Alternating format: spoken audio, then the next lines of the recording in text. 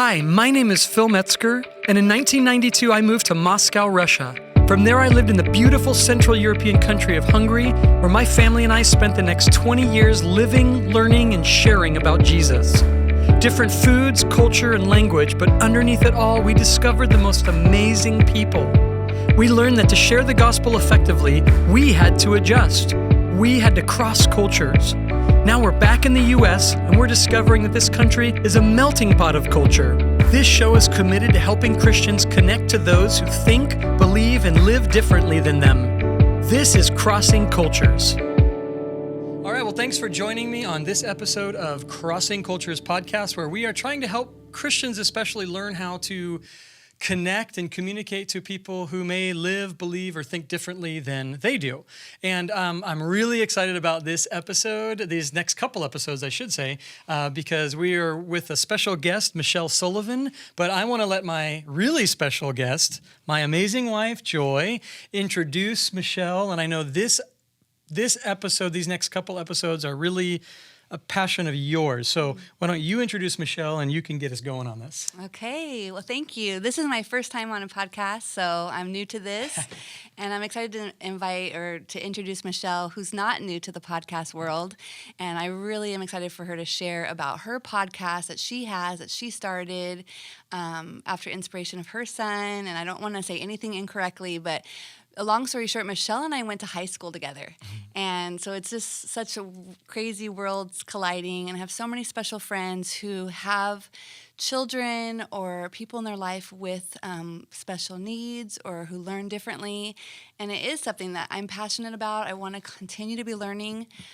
Something I learned, I was able to learn through many of our beautiful families in Budapest, and now moving here to San Diego, just trying to grapple with it and understand it and learn from families. And so I've learned so much, Michelle, from your podcast and Advocate Like a Mother. And It's the best podcast name is a great title. I've ever heard. And it's called Advocate Like a Mother. It is fantastic. I love it. There's no advocator better than a mother.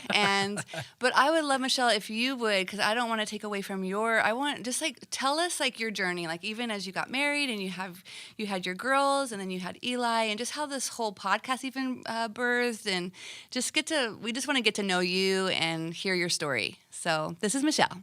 Hi guys, thank you so much for having me today. I really appreciate it. My name is Michelle Sullivan. I have a podcast called Advocate Like a Mother, and I own a clothing line called Littlest Warrior, and it's inspired by my son Eli. He is 7 and he has Down syndrome. Like Joy mentioned, I went to school with her. I grew up at Calvary Chapel, Costa Mesa, and just my experience growing up there was I was never exposed to anyone with disabilities. Yeah. And I don't think that's necessarily the church's fault, but obviously, talking about private school, that could be a whole discussion for another day. Yeah. But yeah, just growing up, I was never exposed to that. I got married at 17. I was married a couple months before you guys. Wow, Straight out of high school. Yep. So cool. Yeah. And so, that's a little fun story too on the side, just, knowing that you guys got married too. You guys were the only other couple we knew that were married so young, and so that was kind of fun to know. Okay, there's someone else crazy like us. We're not that crazy, but maybe we are crazy. All right. So we had, we got married, had our 3 girls. Life was very typical, and it's funny saying that word. I have recently been listening to a few of your podcast, and the one in particular that I'm thinking of is What is Culture? I think it was part 2, and just in there, you guys are just talking about just what people think of as a normal experience for a typical white person living in North America, and we just kind of think of ourselves as we're normal, and everyone else is having a a different experience, and it's not normal like ours. And so my girls grew up, they went to private school, everything seemed very typical, and then we decided we wanted to add another baby to our family. And we actually had to kind of go through, that's a whole other story in and of itself, but my husband had to get a vasectomy reversal to make that happen. we That's crazy. we wanted to adopt. We like went down that road and God just kept closing the door and we didn't understand. And so we kind of just sat down and thought about our options. And so we prayed about it and God just totally opened the door for him to get a reversal. And we're Oh my like, gosh. okay. And so they told us, chances are it probably won't happen, but if it does, it would take at least a year for you to get pregnant. Well, I got pregnant the first month. And so I was like, okay, clearly God wants this baby here. And Mm-hmm. so we were getting ready for my 20-week ultrasound, and I just felt just this anxiety, just so much anxiety bubbling up in me. And, I confided in a couple friends. I said, I think something's wrong with the baby. And they're like, oh my gosh, nothing's wrong with the baby. You're just, just don't worry about it. Everything's fine. And kind of, I'll backtrack a little bit before when we were deciding, kind of weighing our options of whether we should keep pursuing adoption or, do the vasectomy reversal. I told Eric, I said, I really think that if we do this, the baby's going to have Down syndrome. And he's like, no. And he went and like crunched the numbers. And he came back. He's like, our chances of having a baby with Down syndrome are like 0.3. It's not going to happen. Don't Wow. worry about it. And I was Oh, like, that's I don't know. interesting. I'm just telling you that I have a feeling. And he's like, Mm-hmm. no. And so I just kept thinking about Wow. that in the back of my mind before we went to the ultrasound. Man. And so we went, and as soon as they put the little wand on my belly and I looked at the screen, I knew I saw his belly, and there was like these two dark spots. Mm-hmm. And you could see the tech's face. She couldn't say anything. But Okay. at first she was like, all small talk, and then all of a Yeah. sudden just quiet demeanor. Mm-hmm. Wow. And so I just knew, and so I'm just tears are just streaming down my face, and I just remember saying, God, like, like fix him, please, like heal him, like, do whatever you need to do, like, please.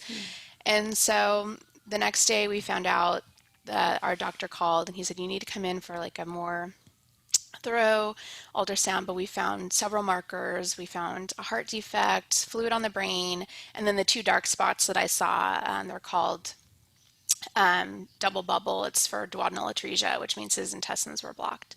Mm. And so we went in for the next day for an ultrasound. We brought our girls with us, Mm-hmm. and the doctor, immediately was like, "Your child has some sort of trisomy. We can just go upstairs and take care of this." And the girls were old What? enough to knew exactly what that meant. Mm. And so that was Wow. like our first experience of like discrimination of like, this is Wow. our baby, and my daughters are Mm-hmm. standing right here, and we love Wow. him. Like, Mm-hmm. and And so the that doctor saw it as just a, hey, we can Oh fix yeah. this Oh, problem. totally. Wow. Kind of like a mole. Oh, just go upstairs. We'll just remove Wow. it real quick. And I remember her saying, "Yeah, you can just, try again next month."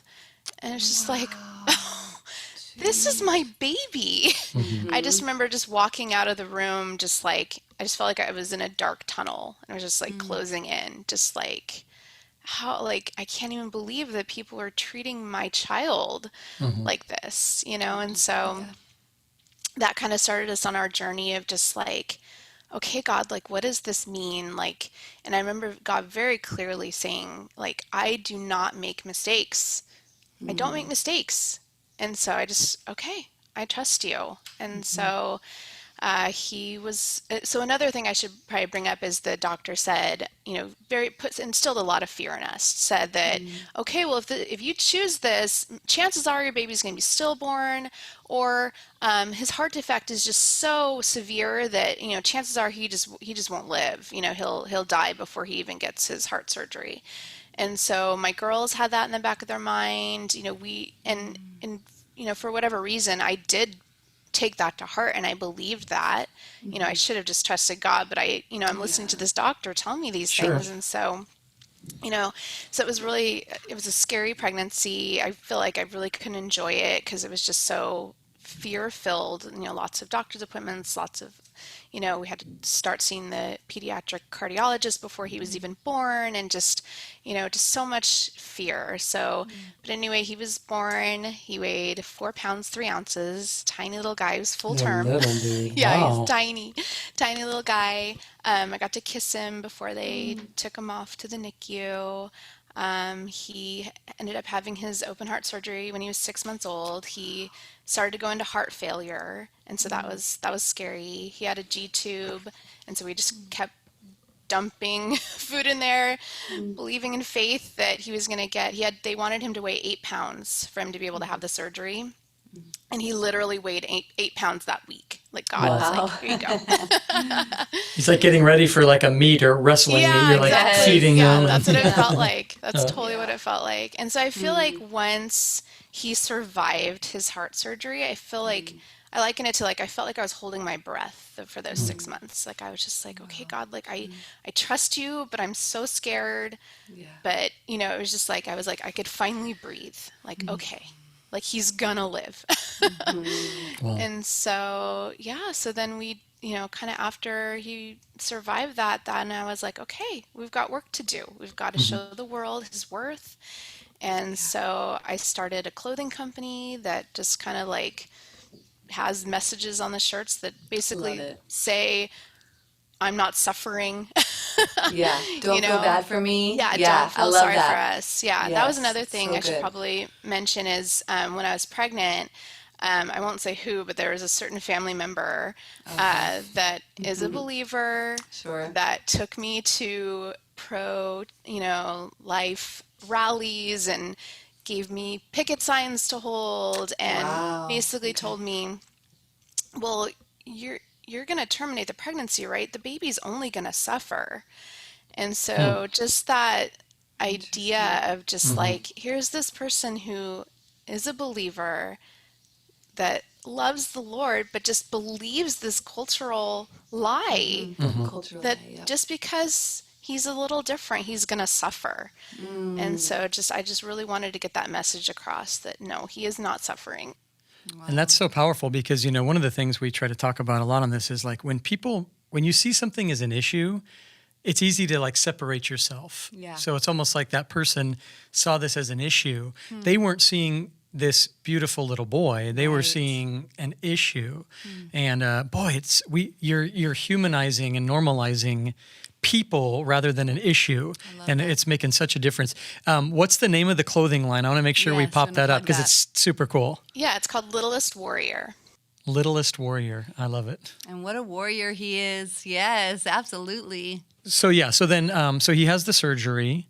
How did you, a lot of people have kids that have Down syndrome, but you guys really took a front step. You guys stepped forward to advocating and to being an example and to all of that. How did that all come about? I just saw it as a need that needed to be filled. And it's been really cool so he's 7 now, and just even thinking back to when he was little, there weren't very many Instagram accounts who, had kids with, Down syndrome that were like proudly displaying their kids. And it's just like now it's just like I open my Instagram and it's just every day I find a new account, and it's just so cool to see. It's just basically exploded just with like people just shouting their kids' worth and just like, just being an example. I just feel like, sometimes when people think of the word advocate, they think of just like, strong, loud voices. And I'm like, no, you can advocate in so many different ways. And just posting a picture of your kid and talking about how much you love them and how much they enjoy their life, like that's advocating for their right. life. And I can't even tell you the amount of messages that I've gotten from people saying, I told my sister about your account and she was gonna abort the baby, but now she's gonna keep them. And it's just I get messages like that all the time. And it's just like so cool to think just through Instagram, through social media, just posting pictures, we're saving lives. And it's just so cool. I didn't even think about what an opportunity you have in that sense of like validating, truly understanding the beauty of life, the unborn child and, having any kind of diagnosis. My thought is how I've seen just your advocacy of teaching us to value human life, how different. And I feel like this past year or 2 years, we've talked so much about validating different people, different culture, different race, and we want to learn how to see things in light of different, not being bad, but being something that we can value and appreciate and grow from and learn from and actually benefit from. And so I think like how you guys have pivoted and let little Eli, this little warrior, impact your family and then therefore impact our family and impact so many around, like that is what it's all about. And I just commend you, Michelle, like it's powerful, like just being able to let that not make you a victim, but make you like someone like, I'm in this game, like I'm gonna be a part of like bringing change. And I love that. I love that heart. Thank you. Yeah, it's beautiful. It's beautiful. I have a question for you, and we were chatting a little bit about it, and I want to hear more about your story, so I don't want to cut you off. It's such a huge part of like just your journey, and as you've started with the clothing line and with the podcast and giving other moms, it seems like, and dads, a voice to talk about their children who have different learning abilities or disabilities, different ways that they function that aren't normal, and I know that as we're on our journey here in San Diego and within the church and the private school, we're part of both. And we're not here to condemn it. We're here to learn. We're here to understand. And like, I would love to ask you as a mom and as someone who's in this kind of this sphere that we're also wanting to learn and understand, like, how can we as a church, what could we do better? What could we do better for families like you, for people like Eli, for young adults, for children? I mean, I know it's a big question, and I know that there's so many different scenarios involved, but we honestly want to understand, and that's why we have these podcasts, is maybe not to come up with like, we're going to finalize and, resolve the world issues, but we want to open a conversation for understanding and learning, Right. So what would you suggest? Like, do you have some thoughts or experiences like specifically within the church and Christians? Yeah, I think, as far as the church goes, I think having a posture of just not having all the answers and not thinking what right now is best, and just being willing to learn and change and grow. I remember when Eli was probably a couple years old, a woman reached out to me and she's like, "Oh, you got to come to our church. We have an amazing special needs program." And I remember being so excited. And then I go to the church and it's literally the farthest back room they could have picked. And they're all just, all the people with disabilities are just crammed into a room together, all ages. The babies were with the adults. And she was so proud. And it's just, and I didn't say anything because I just remember like trying to process it. Sure. Eli's still really little. I hadn't really been exposed to much, but I just remember thinking, this doesn't feel right, but I couldn't really express why, And so, as Eli's gotten older, I've heard so many amazing stories of churches where I know that there was this one congregation where there is a man, I believe he has cerebral palsy and probably another diagnosis, and he made quite a bit of noise, during the service. And, at first people were very upset, and so they'd make him go outside.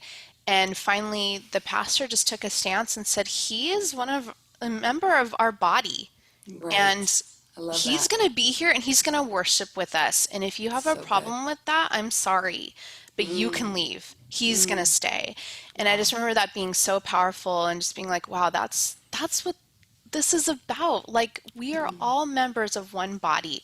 Not everyone is the same. And that kind of goes back to what we were talking about before about being what's normal and what's, just our experience. Just because we live life one way does not mean that's the right way. Right. And so just like, for the church just to embrace everyone and, to get uncomfortable, to be okay with being uncomfortable. Yes. And can we unpack that just a little bit? Because I want to make it like as practical and as real as we can, because I think what you said there is, like, I actually just wrote it down, like, we need to normalize unique. Like, we got to normalize that. But I want to go back to that experience you had. Your Eli's what, 2 when you went to that church? Yeah, he was pretty little.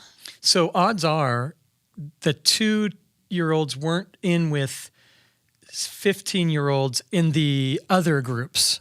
Right. What I'm saying is, so it's like, right. So, but then on the other hand, and let me kind of get your thoughts on this, or just how you see this. Like, here's a church, like they're trying to do something, right? They're trying to do something, but I think the point that you're making is it's okay to try to do something, but to keep that posture of like, but we still need to learn and grow. So like, maybe this isn't our best, but we could learn from other people because, we could do this better.